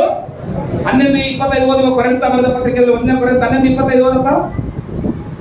11:25 1ನೇ ಕೊರಿಂಥ 11:25 ಊಟವಾದ ಮೇಲೆ ಎಲ್ಲರೂ ಕೇಳಿಸ್ಕೊಡ್ರಿ. ಊಟವಾದ ಮೇಲೆ ಆತನು ಅದೇ ರೀತಿಯಾಗಿ ಪಾತ್ರೆಯನ್ನು ತೆಗೆದುಕೊಂಡು ಈ ಪಾತ್ರೆಯು ನನ್ನ ರಕ್ತದಿಂದ ಸ್ಥಾಪಿತವಾಗುವ ಹೊಸ ಒಡಂಬಡಿಕೆಯನ್ನು. ಎಲ್ಲರೂ ಕೇಳ್ರಿ, ಏನದು? ಎಲ್ಲ ಹೇಳ್ರಿ, ಬೈಬಲ್ ನಲ್ಲಿ 2 ಗ್ರಂಥಗಳಿದೆ ಮಾತು. ಹಳೆ ಹೊಸ ಅಂದ್ರೆ ಏನು? ಹಳೆ ಒಡಂಬಡಿಕೆಗೆ ಹೊಸ ಒಡಂಬಡಿಕೆಗೆ ಏನ್ ಸಾದೃಶ್ಯ ಅಂದ್ರೆ, ಹಳೆ ಒಡಂಬಡಿಕೆ ಏನು ನೆರವೇರಿಸಲಿಕ್ಕೆ ಆಗ್ಲಿಲ್ವೋ ಹೊಸ ಒಡಂಬಡಿಕೆಯಲ್ಲಿ ಯೇಸು ನೆರವೇರಿಸಿದ ಅದೇ ಹೊಸ ಒಡಂಬಡಿಕೆ. ಅಲ್ಲೆಲ್ಲ ಹೇಳ್ತಾರೆ ಹೌದಲ್ವಾ? ಹಳೆ ಒಡಂಬಡಿಕೆಯಲ್ಲಿ ಏನಿತ್ತು? ಯಜ್ಞಗಳಿತ್ತು, ಸಂಪ್ರದಾಯಗಳಿತ್ತು, ಪದ್ಧತಿಗಳಿತ್ತು, ಭಕ್ತಿ ಇತ್ತು, ಎಲ್ಲ ಇತ್ತು, ಧರ್ಮಶಾಸ್ತ್ರ ಇತ್ತು, ಆಲಯಗಳಿತ್ತು, ಎಲ್ಲ ಇದ್ದು, ಅವರಿಗೆ ವಾಗ್ದಾನಗಳಿದ್ದು, ಎಲ್ಲ ಇದ್ದು. ಆದ್ರೆ ಹೊಸ ಒಡಂಬಡಿಕೆಯಲ್ಲಿ ಏನಿಲ್ಲ, ಯೇಸು ಮಾತ್ರ ಇದ್ದಾನೆ. ಹಲ್ಲೆಲೂಯಾ. ಹಳೆ ಒಡಂಬಡಿಕೆಯಲ್ಲಿ ಏನಿತ್ತು? ಧರ್ಮಶಾಸ್ತ್ರ ಇತ್ತು. ಹಳೆ ಒಡಂಬಡಿಕೆ ಏನಿತ್ತು? ಯಜ್ಞಗಳು ಸಮರ್ಪಣೆ ಮಾಡೋದಿತ್ತು. ಹಳೆ ಒಡಂಬಡಿಕೆಯಲ್ಲಿ ಇತ್ತು ದೇವರ ಆಲಯ ಇತ್ತು. ಹಳೆ ಒಡಂಬಡಿಕೆಯಲ್ಲಿ ಇತ್ತು ಮಂಜೂಷ ಇತ್ತು. ಹಳೆ ಒಡಂಬಡಿಕೆಯಲ್ಲಿ ಇತ್ತು ವಾಗ್ದಾನವಿತ್ತು ಅವರಿಗೆ. ಹೊಸ ಒಡಂಬಡಿಕೆಯಲ್ಲಿ ಏನಿತ್ತು? ಏನೂ ಇಲ್ಲ. ಸರಿ, ಯೇಸು ಮಾತ್ರ ಇದನ್ನ ಎಲ್ಲದಕ್ಕೆ ಉತ್ತರ ಕೊಡ್ಲಿ. ಹಲ್ಲೆಲೂಯಾ. ಅದಕ್ಕೋಸ್ಕರವೇ ನಿನ್ನ ಭಕ್ತಿ, ನಿನ್ನ ಗುರಿ, ನೀನು ಏನ್ ನೆನಪು ಮಾಡ್ಕೊಳ್ಬೇಕಂದ್ರೆ ಅದನ್ನ ಒಡಂಬಡಿಕೆ ನೆನಪು ಮಾಡ್ಕೊಳ್ಬೇಕು. ಯಾಕಂದ್ರೆ ಹಳೆ ಕಾಲದಲ್ಲಿ ಎಲ್ಲವೂ ಇದ್ದಾವೆ, ಆದ್ರೆ ಹೊಸ ಕಾಲದಲ್ಲಿ ಅಂದ್ರೆ ನೂತನ ನಿಬಂಧನೆಯಲ್ಲಿ ಅಂದ್ರೆ ಹೊಸ ಒಡಂಬಡಿಕೆಯಲ್ಲಿ ಏನು ಇಲ್ಲ. ಆತನನ್ನೇ ನಮಗೆ ಕೊಟ್ಟಿದ್ದಾನೆ ಮಾತು. ಅದಕ್ಕೋಸ್ಕರ ಬೈಬಲ್ ಹೇಳ್ತದಲ್ಲ, ದೇವರು ನಮ್ಮನ್ನು ಪ್ರೀತಿಸಿ ಏನ್ ಕೊಟ್ಟರಂತೆ? ತನ್ನ ಮಗನನ್ನೇ ಕೊಟ್ಬಿಟ್ರಂತೆ. ಈತ ನಿಮ್ಗಾಗಿ ತಗೊಳ್ರಿ, ನೀವು ಈತನಿಂದ ಜೀವಿಸ್ರಿ ಅಂತ ಹೇಳಿದಂತೆ. ಹಲ್ಲೆಲೂಯಾ ಹೇಳೋದು ಸಾರಿ. ಆತನನ್ನೇ ನಮಗೆ ಕೊಟ್ಟದ ಮಾತು. ಇಲ್ಲಿ ನಾವು ಭಕ್ತಿ ಅನ್ನುವಂಥದ್ದು ಬಹಳ ಗಂಭೀರವಾಗಿ ತೆಗೆದುಕೊಳ್ಬೇಕು. ನಮ್ಮ ಭಕ್ತಿ ಅಂದ್ರೆ ಮತದಲ್ಲಿ ಸೇರಿದ್ರೆ ಬರ್ತದ ಅಂತ ಹೇಳಿದ ಮಾತು. ಮತದಲ್ಲಿ ಏನೈತಿ? ಭಕ್ತಿ ಐತಿ ಮಾತು.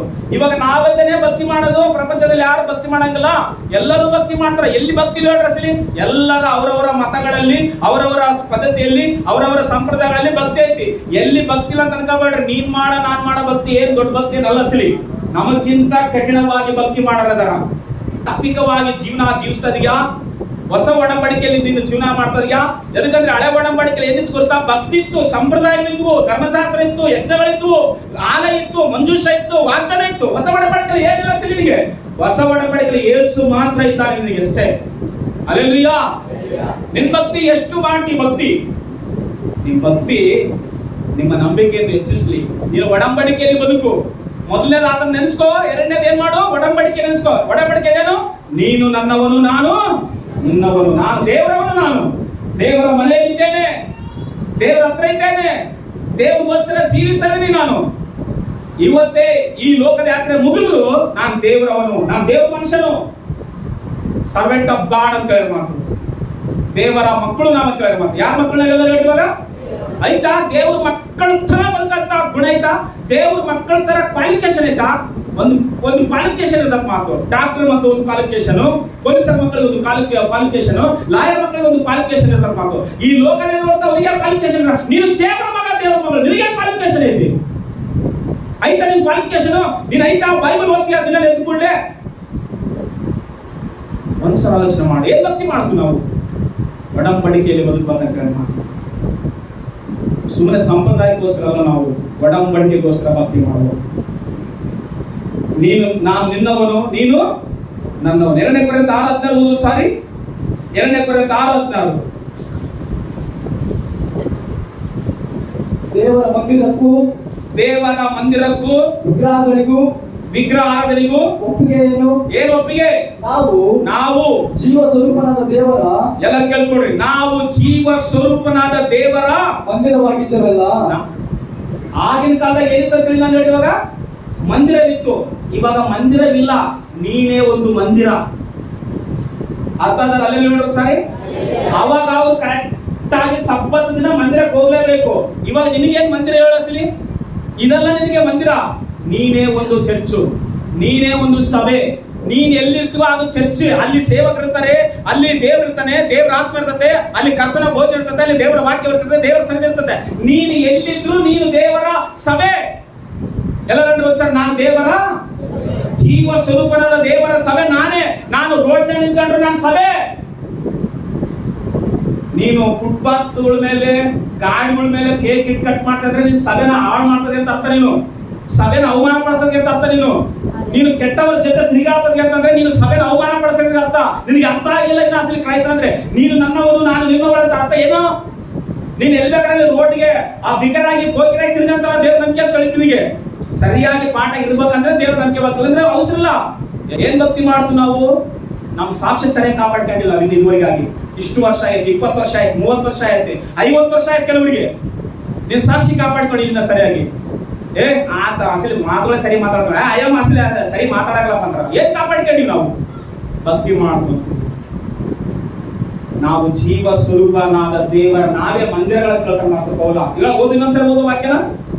ದೇವರ ಮಂದಿರಕ್ಕೂ ವಿಗ್ರಹಗಳಿಗೂ ಒಪ್ಪಿಗೆ ಏನು? ನಾವೇ ಜೀವ ಸ್ವರೂಪನಾದ ದೇವರ ಮಂದಿರವಾಗಿದ್ದೇವಲ್ಲ. ಸಾಕ? ಯಾರು ಮಂದಿರ ಹೇಳಿ ಇವಾಗ? ಯಾರು ಮಂದಿರ? ನೀನೇ ಮಂದಿರ, ನಾನು ಮಂದಿರ. ನಾನು ಬಸ್ ಸ್ಟ್ಯಾಂಡ್ ಆಗಿದ್ರು ಮಂದಿರ, ನಾನು ರೈಲ್ವೆ ಸ್ಟೇಷನ್ ಆಗಿದ್ರು ಮಂದಿರ, ನಾನು ಬಾತ್ರೂಮ್ ಆಗಿದ್ರು ಮಂದಿರ, ನಾನು ಮನೆಯಲ್ಲಿ ಇದ್ರು ಮಂದಿರ, ನಾನು ಬೆಡ್ರೂಮ್ ನಲ್ಲಿ ಇದ್ರು ಮಂದಿರ, ಸಭೆಯಲ್ಲಿ ಇದ್ರು ಮಂದಿರ. ಮಂದಿರ ಅಂದ್ರೆ ಇದಲ್ಲ, ಮಂದಿರ ಅಂದ್ರೆ ನೀನೇ. ಮಂದಿರ ಅಂದ್ರೆ ನೀನೇ ಗೊತ್ತಾ? ಆರೋಗ್ಯ ಇಟ್ಕೊಂಡು ಬಾಳೋದು ನಾವು ಕ್ರೈಸ್ತರಾಗಿ. ಮಂದಿರ ಅಂತಂದ್ರೆ ಚರ್ಚಿ ಬಂದಾಗ ಮಾತ್ರ ಭಕ್ತಿ ಅಲ್ಲ. ನೀನು ಎಲ್ಲೆಲ್ಲಿ ಓಡಾಡ್ಕೋ, ಎಲ್ಲೆಲ್ಲಿ ತಿರುಗಾಡ್ಕೋ, ಎಲ್ಲೆಲ್ಲಿ ನಿಂತ್ಕೊಳ್ಕೋ, ನೀನು ಒಂದು ಮಂದಿರ ಅಂತ ಮತ್ಕೋಬೇಡ. ಹಲ್ಲೆಲೂಯಾ. ನೀನು ಇಷ್ಟ ಬಂದಂಗ ತಿರುಗಾಡಿ, ಇಷ್ಟ ಬಂದಂಗ ಓಡಾಡಿ, ಇಷ್ಟ ಬಂದಂಗ ಮಾತಾಡಿ, ಇಷ್ಟ ಬಂದಂಗ ಮಾಡಿ ನಾನು ಭಕ್ತಿ ಮಾಡ್ತಾನೆ ಬೇಡ. ನಿನ್ಗಿರಬಹುದು ಕಣ್ಣು ಎರಡೇ. ಇಡೀ ಪ್ರಪಂಚ ನಿನ್ನ ನೋಡ್ತಾ ನೀನು ಹೆಂಗ್ ಬದುಕ್ತದೆ ಅಂತೇಳಿ ಭೂಮಿ ಮೇಲೆ. ನೀನು ಈ ಬೈಬಲ್ ಓದ್ತಿಯಂಗ ಒಂದ್ ವೇಳೆ ಓದಿದ್ರೆ ಯಾವಾಗನ್ನ ಒಂದ್ಸಲ ಟೈಮ್ ಸಿಕ್ಕ್ರ ನಿನ್ನ ಚಂದ್ರು ಓದ್ತಾರ. ಚಂದ್ರು ಬೈಬಲ್ ಓದಕ್ಕಲ್ಲ ಪ್ರಪಂಚದಲ್ಲಿ, ನಿನ್ನ ಓದ್ತಾರ ನೀನ್ ಹೆಂಗದಿ ಅಂತೇಳಿ. ನಿನ್ ಚರ್ಚಿ ಬರುವಾಗ ದೇವ್ರ ನಂಬಿಕೆ ಇಲ್ಲಿವರೆಗೆ ಹೆಂಗ ಬದುಕಿ ಅಂತ ನಿನ್ನ ಓದುತ್ತಾರಂತೆ. ನಿನ್ನ ಓದಿ ನಂಬಿಕೆ ತರ ದೇಶ ಸ್ವಾಮಿನ ಭಕ್ತಿ ಮಾಡ್ಕೊಂತೀವಿ. ಒಡಂಬಡಿಕೆ ಅಂದ್ರೆ ಗೊತ್ತಾ? ನಾನು ಆತ ಸಂಬಂಧಪಟ್ಟ, ಆತ ನನಗೆ ಸಂಬಂಧಪಟ್ಟ. ಹಂಗಿದ್ರೆ ಭಯ ಎದಕ್ಕಿರ್ತದ ಅಸಲಿ? ಭಯ ಇರಂಗಿಲ್ಲ ಸಿಲಿ. ನಾನು ಆತನ ಸ್ವಂತಪ್ಪ, ಆತನ ಮುದ್ರೆ ಐತಿ ನನ್ನ ಮೇಲೆ, ಆತನ ಆತ್ಮ ಐತಿ ನನ್ನ ಮೇಲೆ, ಆತನ ಅಭಿಷೇಕ ಐತಿ ನನ್ನ ಮೇಲೆ. ಆತನ ನನಗೆ ಏನ್ ಮಾಡಿ ಗೊತ್ತಾ, ವಾಗ್ದಾನ ಮಾಡಿ ನಾನು ನನ್ನ ಪರಲೋಕ ಕರ್ಕೊಂಡು ಹೋಗ್ತ ಅಂತೇಳಿ ಆತನ ನೊಟ್ಟಿಗೆ ಒಡಂಬಡಿಕೆ ಮಾಡಿಕೊಂಡನ. ಭಕ್ತಿ ಮಾಡ್ಲಿಕ್ಕಲ್ಲ, ಆತ್ಮೀಯ ಜೀವಿತವನ್ನು ಮಾಡ್ಲಿಕ್ಕಾಗಿ ಲೋಕದಲ್ಲಿದ್ದೇನೆ ಅಂತೆ. ಹಲ್ಲೆಲೂಯಾ. ಜಕರಿಯ ಗ್ರಂಥ 9:11 ಓದುವುದು ಸಾರಿ. ಜಕರಿಯ ಗ್ರಂಥ 9:11 9ನೇ ಅಧ್ಯಾಯ 11ನೇ ವಚನ ಓದು. ಒಡಂಬಡಿಕೆಗೆ ಗುರುತಾಗಿ ಏನಂತ ಹೇಳ್ತದ ನಾವು? ನನ್ನ ಜನವೇ ನೀನು ಒಡಂಬಡಿಕೆ ಮಾಡಿಕೊಂಡಾಗ, ನನ್ನ ಜನವೇ ನೀನು ಒಡಂಬಡಿಕೆ ಮಾಡಿಕೊಂಡಾಗ ಸುರಿಸಿದ ರಕ್ತವನ್ನು, ಏನ್ ಮಾಡಿದೀನಿ? ಸುರಿಸಿದ ರಕ್ತವನ್ನು ನಾನು ಸ್ಮರಿಸಿ ಸೆರೆಯಾಗಿರುವ ನಿಂದೆಗಳನ್ನು ನೀರಿಲ್ಲದ ಆ ಬಾವಿಯೊಳಗಿಂದ. ಆ ಪೇಜ್ ನಂಬರ್ ಹೇಳಿ, ಸ್ವಲ್ಪ ಪೇಜ್ ನಂಬರ್ ಹೇಳು, ಪೇಜ್ ನಂಬರ್ ಮಾತ್ರ ಹೇಳು. Page number 1000. ಓದು. ನನ್ನ ಜನವೇ ನೀನು ಒಡಂಬಡಿಕೆ ಮಾಡಿಕೊಂಡಾಗ ಸುರಿಸಿದ ರಕ್ತವನ್ನು ನಾನು ಸ್ಮರಿಸಿ ಅಂದ್ರೆ ಅದರ ಪ್ರಕಾರ ನಾನು ಇರ್ಬೇಕಂತ ಜ್ಞಾಪಕ ಮಾಡಿಕೊಂಡು ಅದನ್ನು ನೆನೆಸಿ ಸೆರೆಯಾಗಿರುವ ನಿನ್ನವರನ್ನು ಏನ್ ಮಾಡಿದೆ? ನೀರಿಲ್ಲದ ಆ ಬಾವಿ ಒಳಗಿಂದ ಏನ್ ಮಾಡಿ ನಾನು ಬರ ಮಾಡಿದ್ದೇನೆ. ಹಲ್ಲೆಲೂಯಾ. ಅಸಲಿ ಶ್ರಮೆ, ಸಂಕಟಗಳು, ವೇದನೆಗಳು, ಬಾಧಗಳು, ಹಿಂಸೆಗಳು, ಇಸ್ರಾಯೇಲ್ ಜನರು ವೇದನೆ ಪಡ್ತಾ ಇರುವುದನ್ನು ದೇವರು ನೆನಪು ಮಾಡಿಕೊಂಡು 70 ವರ್ಷ ಆದ್ಮೇಲೆ ಏನ್ ಮಾಡಂದ್ರೆ ಜನರನ್ನ ಹೊರಗಡೆ ತಂದರಂತೆ. ಹಲ್ಲೆಲೂಯಾ.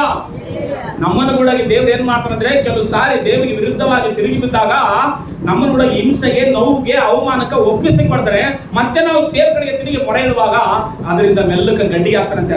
ಅಪ್ಪ, 2023 ಎಷ್ಟು ವೇದನೆ, 2023 ಎಷ್ಟು ಬಾಧೆ, 2023 ಎಷ್ಟು ಕಠಿಣ, 2024 ನೆಮ್ಮದಿಯಾಗಿದ್ದೇನಪ್ಪ ಅನ್ನುವಂಥದ್ದು ಕಡ್ಡಿ ತರುವಂಥದ್ದು. ಹಲ್ಲೆಲೂಯಾ. ಒಂದ್ಸಾರಿ ಅಯ್ಯೋ ಹೋದ್ಸಾರಿ ಏನು ಸಮಸ್ಯೆಪ್ಪ, ಏನ್ ಪ್ರಾಬ್ಲಮ್ಗಳು, ಏನ್ ಹಿಂಸೆ, ಏನ್ ರೋಗ, ಮನೆಯಲ್ಲಿ ಒಬ್ರಿಗೆ ಬರ್ತಿತ್ತು.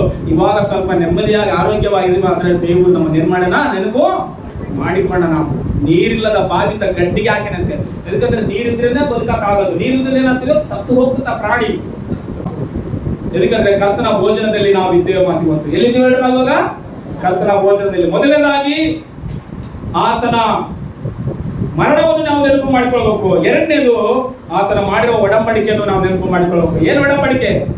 ನೀನು ನನ್ನವನು, ನಾನು ನಿನ್ನವಳು. ಕೊನೆಯವರೆಗೆ, ಎಲ್ಲವರೆಗೆ? ಈ ಲೋಕದ ಯಾತ್ರೆ ಮುಗಿಯುವವರೆಗೆ.